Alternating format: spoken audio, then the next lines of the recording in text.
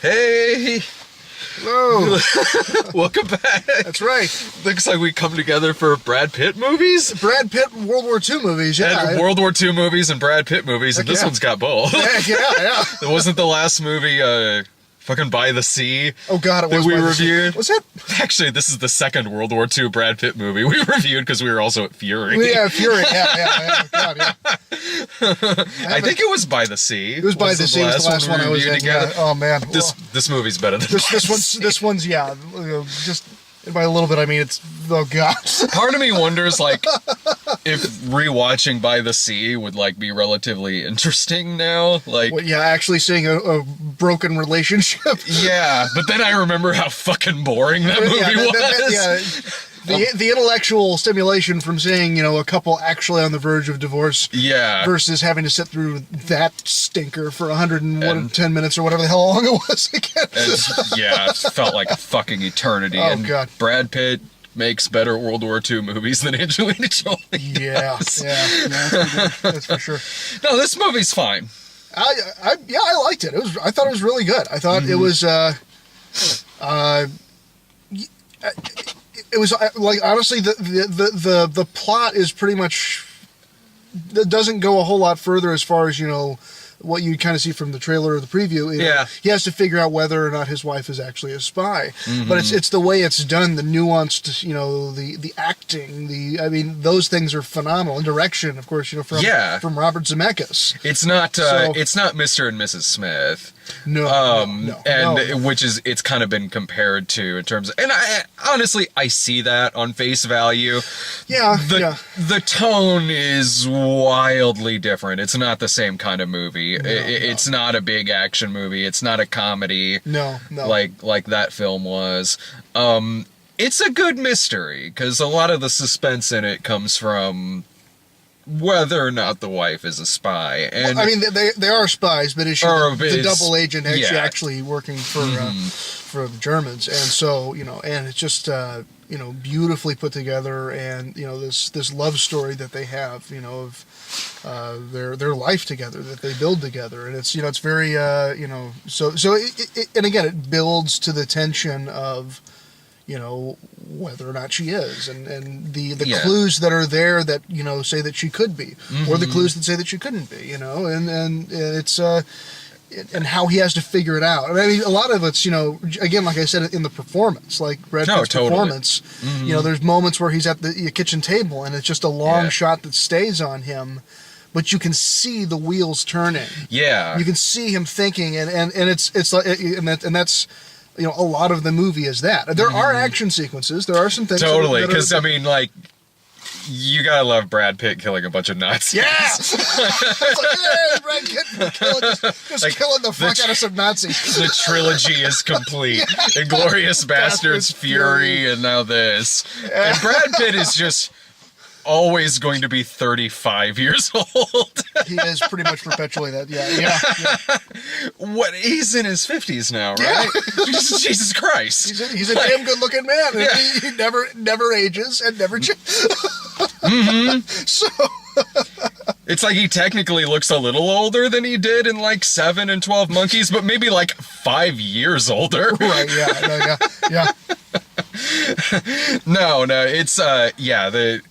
It's solid direction, solid performances in it. There were some issues that I had with a lot of it that kind of did have to do with the romance in this movie, and it's kind of what keeps me from calling this a great movie. It's a damn good movie, don't get me wrong. It's very entertaining. It's unpredictable. Like, I didn't know where it was. I didn't know where it was going to go. I didn't know where it was going to turn out. Their romance happens fairly abrupt in this film. Yeah. Like, and I don't mean to say that, like, they have bad chemistry. They don't. They have great chemistry together. It feels more so in the first act of this movie when they're in Casablanca that it feels like there's just scenes deleted. Because it does kind of go from, they're on this mission. They're really not necessarily looking or thinking of each other sexually. They're just kind of on this mission together. And then they bang in the sandstorm, which was a pretty good scene. That was a pretty cool scene. Yeah. They bang in the sandstorm, and okay, right on. And then once their mission's complete, it kind of jumps into him. Saying, He just kind of, says, well, "You need to come to London and be my wife." Yeah, and I didn't know, like, okay, is he asking her to do another mission? Yeah, it was a little like, okay, yeah, so. And then the next scene, they're getting married, they're having a kid together, and right. Really, like, it could have used either punching up, or maybe there were scenes deleted. I don't know, but something. It felt like the decision was made that, since the movie's about is she a double agent or not, they had to get there faster. Which like, it is unfortunate because you're right. It's like they probably you're honestly, you're exactly right. There probably are scenes either in the script form or in the actually shot there's gotta be. that were deleted that got rid of building their relationship. It was just like they went on a mission together and they're in love, now they're together, and then now here's the rest of the movie. Kind of happens. Yeah. And because of that, adding some extra stuff, like actually gradually building up their relationship and really showing that they did fall in love with each other during this mission, would have made this a great film. Yeah. With a lot of that stuff missing, when it got to the point to where they're saying to Brad Pitt, like, she might be a double agent working for the Germans, I was like, yeah, okay, like, it does kind of feel like you barely know her. Right, yeah. That's the thing, is that, like, because, he's coming from the point is, she's my wife, she's the mother of my child, she's everything, we went on this mission together, we were almost killed together, of course she's my wife, and she can't be a spy. But you're right, we're sitting there saying, well, it's kind of hard not to see where the British intelligence guys are coming from there. It's like, totally. She might be a spy, man. Yeah, totally. And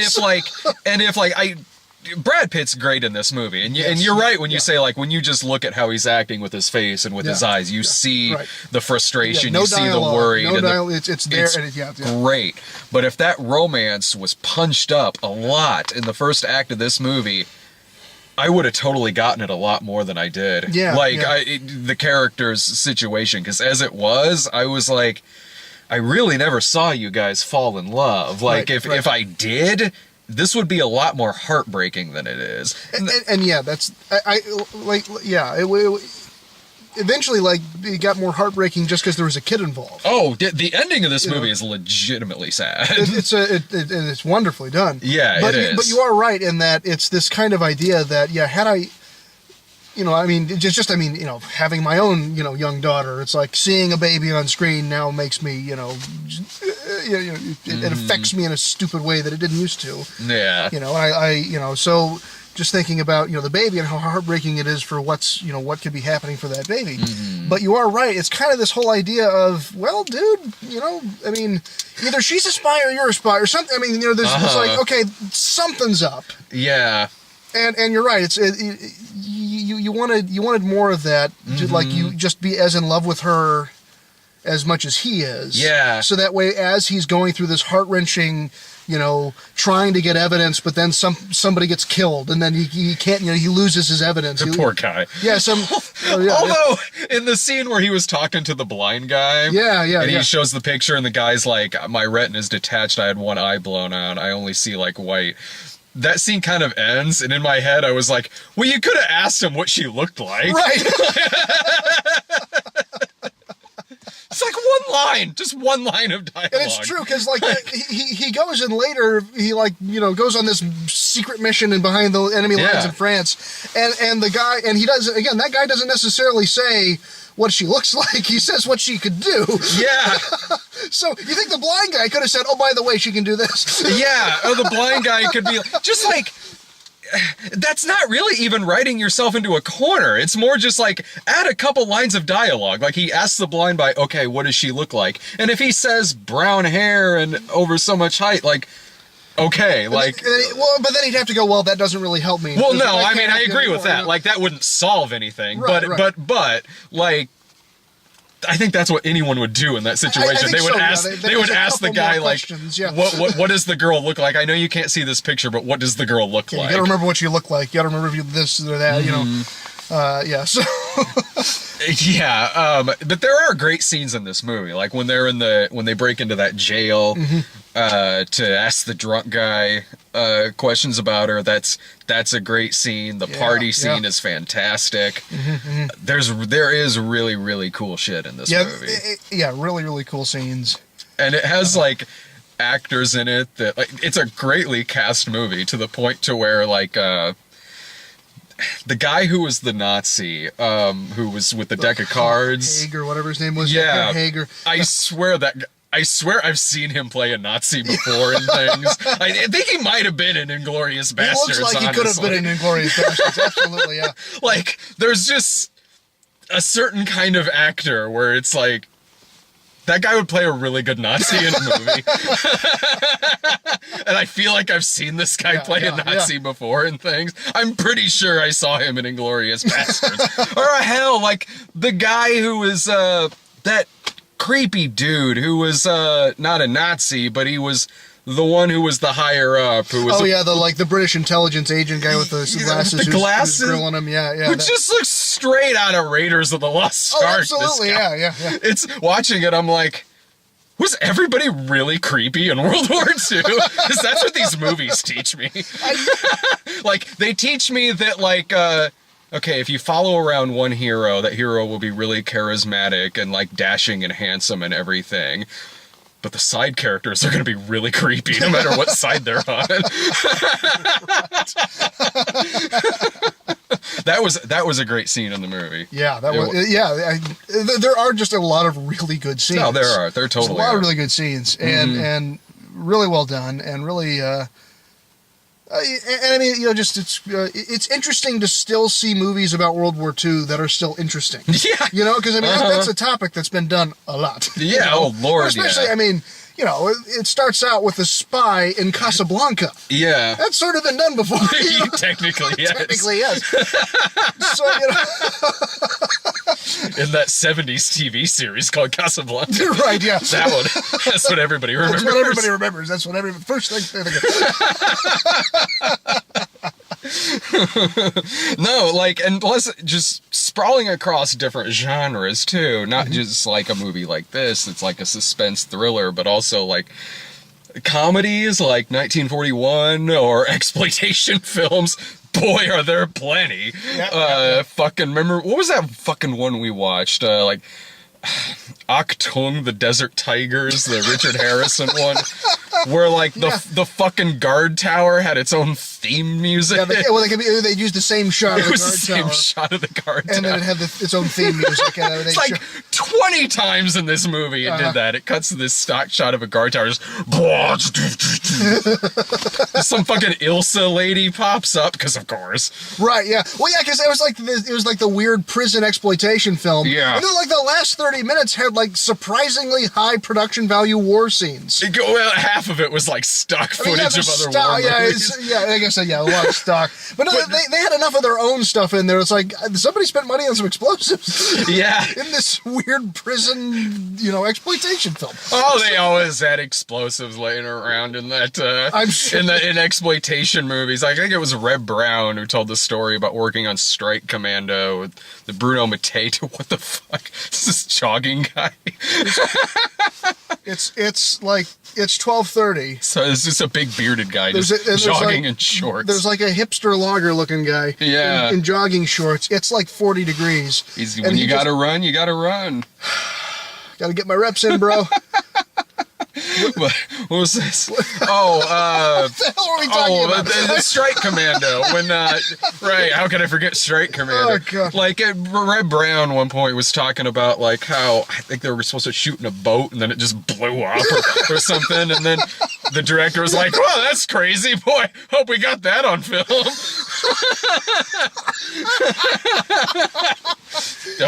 Well, hope that was it. Wacky Italian exploitation films. Oh my God. Yeah. Hell, Hell, even the Brad Pitt World War II movies have different tones to them, too. This has a wildly different tone than Inglourious Basterds. Or even Fury. I mean, Fury, which is more of an action movie. Yeah, an intense, like, raw, gritty action movie. And then you got Inglourious Basterds, which is more like an exploitation film. Yeah. And then this. Which is just a very... It's a very subtle, nuanced movie. It is. You know, there's really no big score. Yeah. There's no big... You know, I mean, the action is there, but it's not over-the-top kind of action sort of things. No, and it is realistic, too. Yeah, like, when people get shot in the head, it's...